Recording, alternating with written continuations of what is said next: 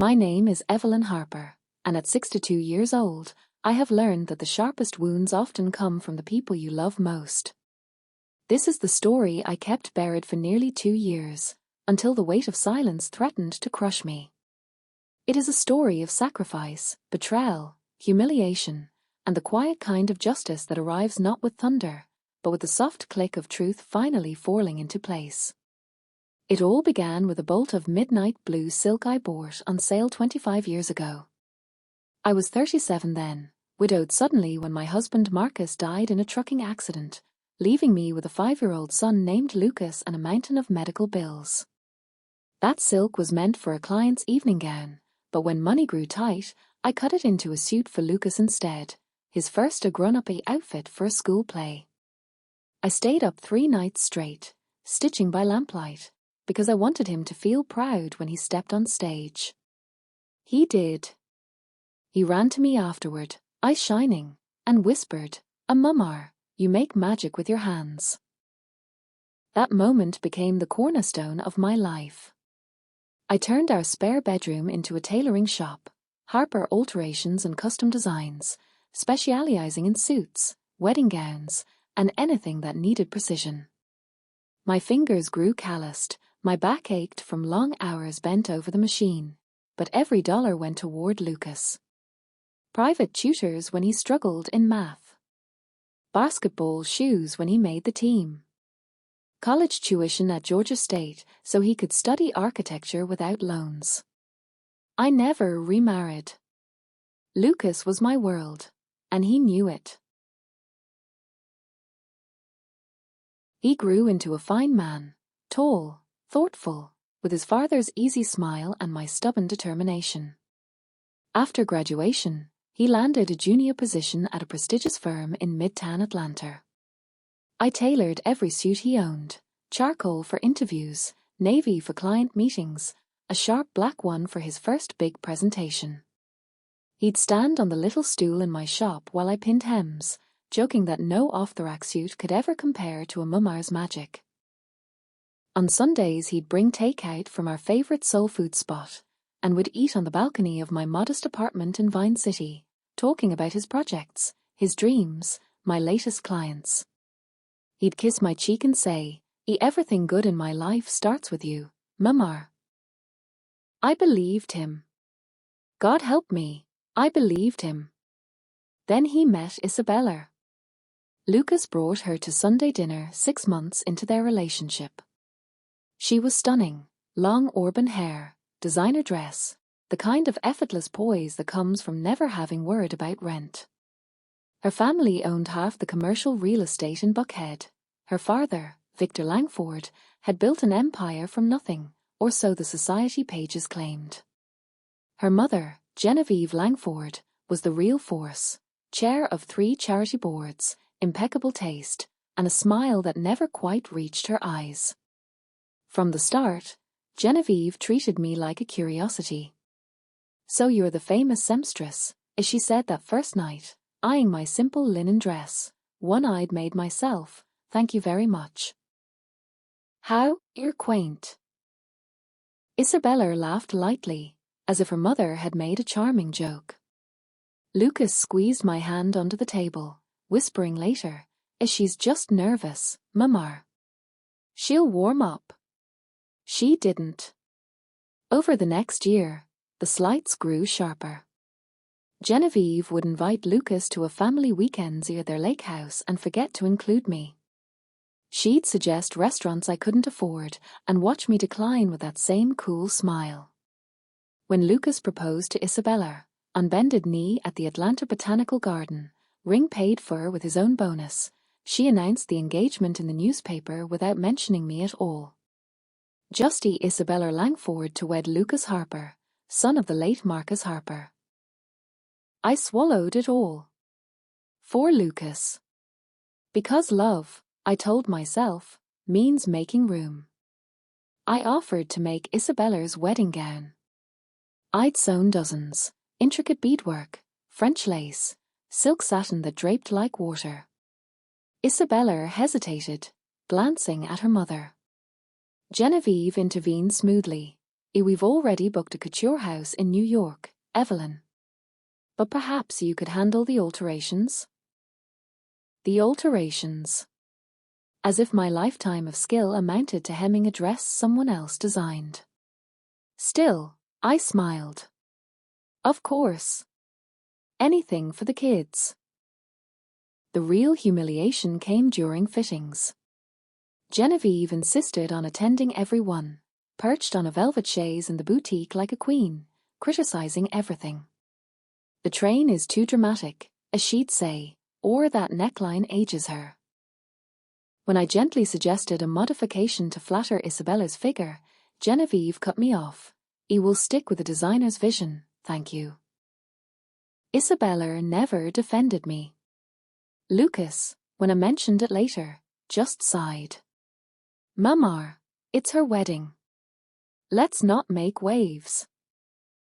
I made them a gift anyway, a pair of his and hers robes in ivory silk, monogrammed with their initials in delicate script. I spent weeks on the embroidery, tiny stitches no machine could replicate. When I presented them at the engagement party, Genevieve accepted with a polite "how sweet." He then set them aside without another glance. Later I overheard her telling a friend, a handmaid. Bless her heart. The wedding was planned for the Swan House, elegant, exclusive, the kind of venue that costs more for one night than I earn in a year. I wasn't asked to help with planning. I wasn't even consulted about the guest list. My invitation arrived 2 weeks before the date, addressed only to a Mrs. Evelyn Harper in calligraphy so perfect it felt impersonal. But I went.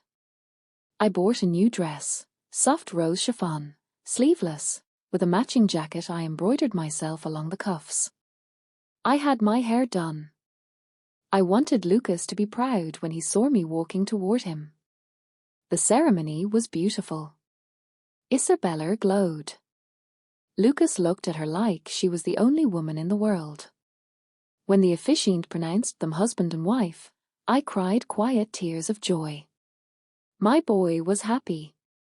That was enough. The reception was held in the grand ballroom. Crystal chandeliers, white orchids everywhere, a string quartet. I was seated at table 12, near the kitchen doors, with distant cousins of the Langfords who barely spoke to me. Lucas and Isabella sat at the head table with Genevieve, Victor, and Isabella's siblings. I watched my son laugh at jokes I couldn't hear, watched Genevieve rest a proprietary hand on his shoulder. The toasts began. Victor spoke eloquently about legacy and family. Genevieve praised Isabella's grace and Lucas's a promising future. Then it was my turn, the mother of the groom. I'd written my speech weeks ago, practiced it until the words felt like prayer. I stood, smoothing my dress, and walked to the microphone. The room quieted. Lucas, I began, voice steady, from the day you were born, you have been my greatest joy.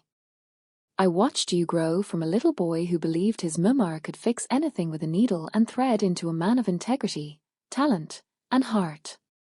Isabella, you are lovely inside and out, and I'm proud to welcome you as my daughter.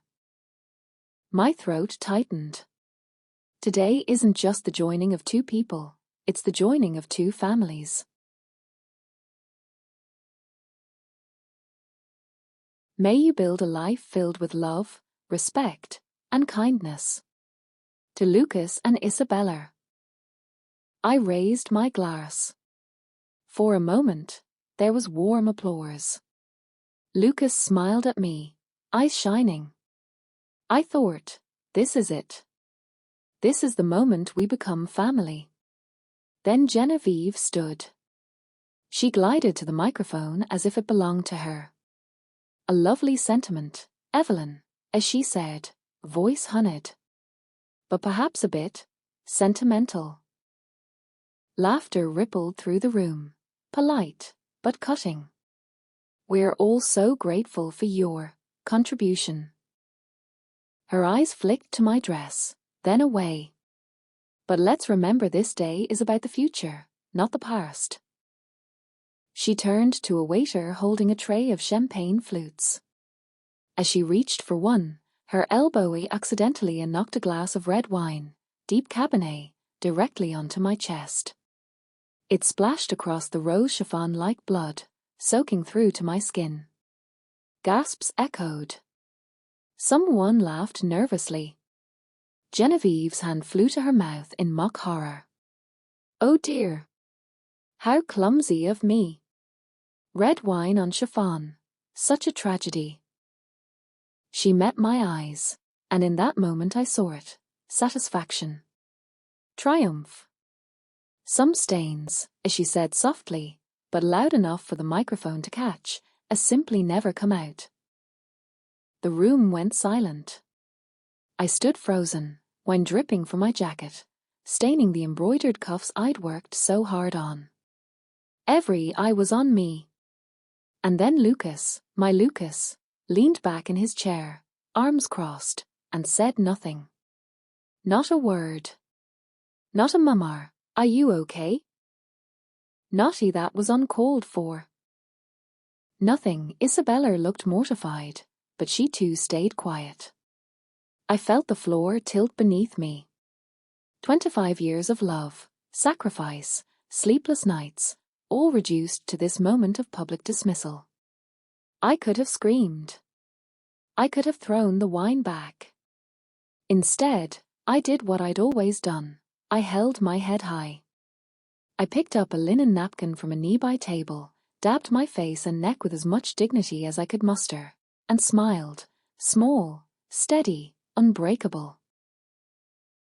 Thank you for the warm welcome, I said into the microphone, voice calm. I wish the bride and groom every happiness. Then I walked out. Back straight. Heels clicking on marble. No tears. Not yet. No one followed me. In the parking lot, I sat in my old Civic for a long minute, hands shaking on the wheel. The wine had soaked through to my slip. I could feel it cold against my skin. I started the engine and drove home through blurred city lights, one question burning in my mind. How had I raised a son who could watch me be humiliated and do nothing? But before I left the venue, I had done something no one saw. I slipped my phone from my clutch, dialed a number I'd saved months earlier, and spoke 3 quiet words, "It's time." Then I hung up.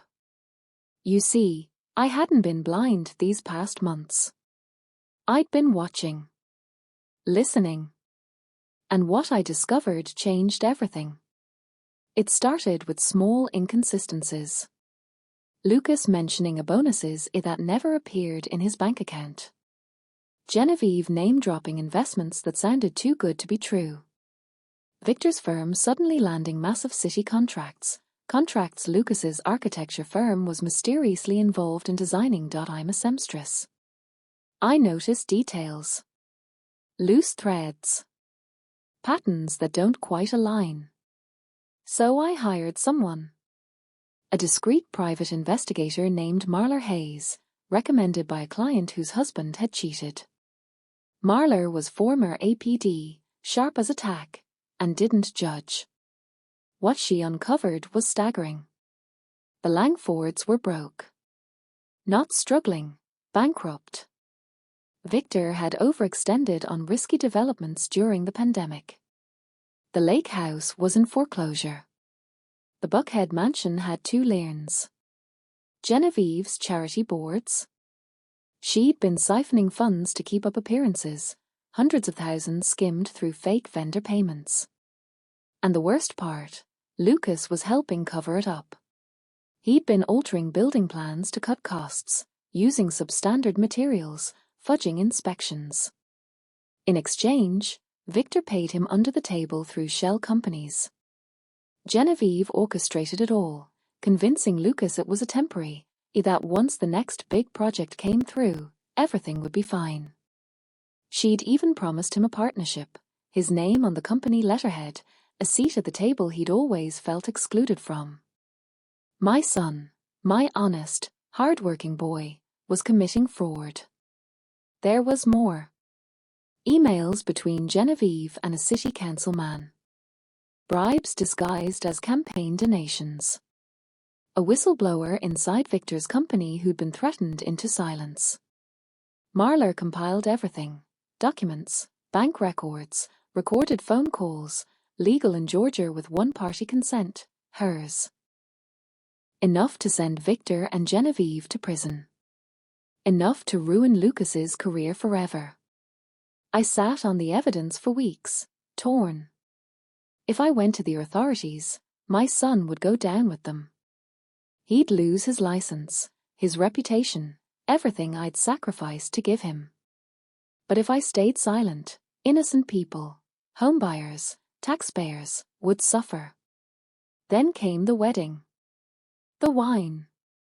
The silence. And I knew.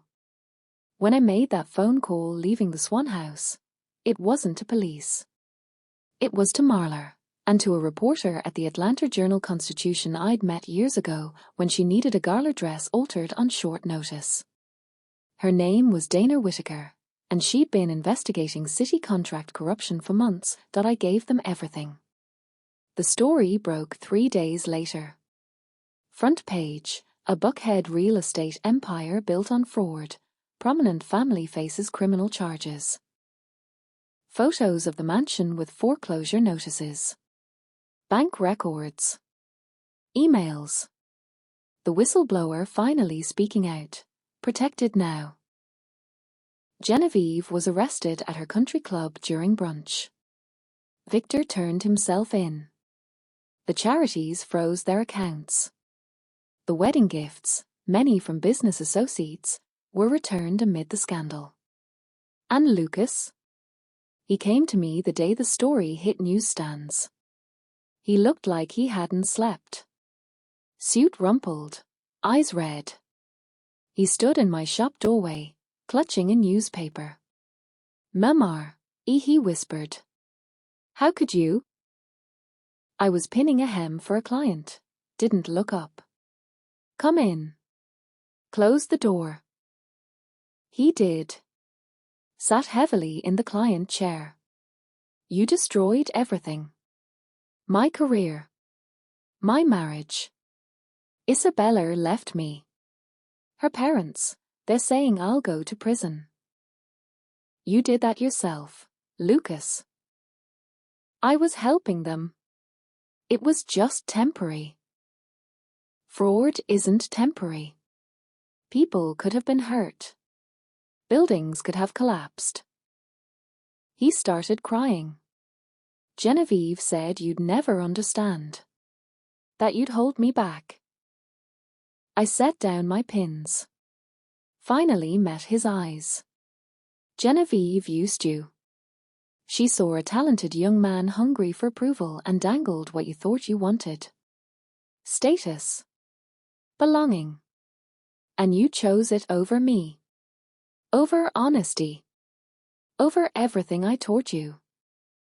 He sobbed. "I didn't mean." "But you did. You stood by while she poured wine on me like I was trash. You didn't defend me once." Silence stretched between us. "I loved her family," he said finally. "I thought they were giving me a future. They were giving you chains." He left that day without another word. I didn't stop him. The forelight was swift. Victor took a plea deal. Genevieve fought it, hired the best lawyers money could buy or borrow, but the evidence was ironclad. She was convicted on embezzlement and fraud charges. 8 years. Isabella filed for annulment. Quietly moved to Charleston to start over. Lucas lost his job. His professional license was suspended pending investigation. He moved into a tiny apartment in East Atlanta, took construction work to pay bills. I didn't help him. Not yet. 4 months. I heard nothing. I kept sewing. Kept living. Clients trickled in, some out of sympathy, some because my work was still the best. Cornelius style. An older client who'd been through his own family scandal became a friend. We'd drink coffee on my balcony and talk about forgiveness, about when to hold on and when to let go. Then, 1 year after the wedding, Lucas came back. He looked different. Thinner. Humble. Wearing jeans and a work shirt, not the tailored suits I'd made him. "Mamar," he said, standing on my doorstep with a small box. "Can I come in?" I stepped aside. He set the box on my work table. Inside was a length of midnight blue silk, the same shade as that first suit I'd made him decades ago. "I've been saving," he said quietly. "Every paycheck. I bought this for you. I remember how you always loved this color." I touched the fabric. My throat tight. "I've been going to therapy," he continued. "Working construction, honest work. Learning what it feels like to earn every dollar." I testified against Victor when they asked. Told the truth, even though it hurt. I nodded. I was ashamed to come sooner.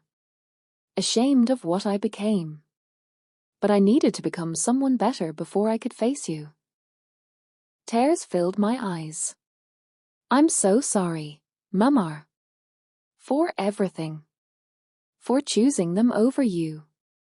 For letting them make me believe I needed their world to be whole. You were always enough.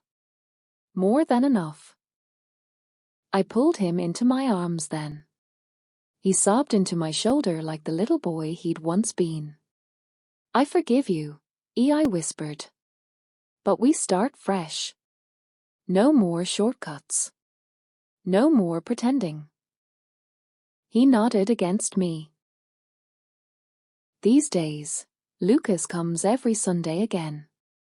Brings takeout. Helps me move bolts of fabric. He's studying for his licensing exam, starting over from the bottom. He's dating a kind woman who works as a teacher, someone who likes my cooking and calls me Ms. Evelyn with respect. I still sew. Still drink coffee on my balcony. The rose chiffon dress hangs in my closet, wine stain and all, a reminder. Some stains don't come out, but they don't define the fabric either. Genevieve writes occasionally from prison. Apologies, mostly. I don't reply.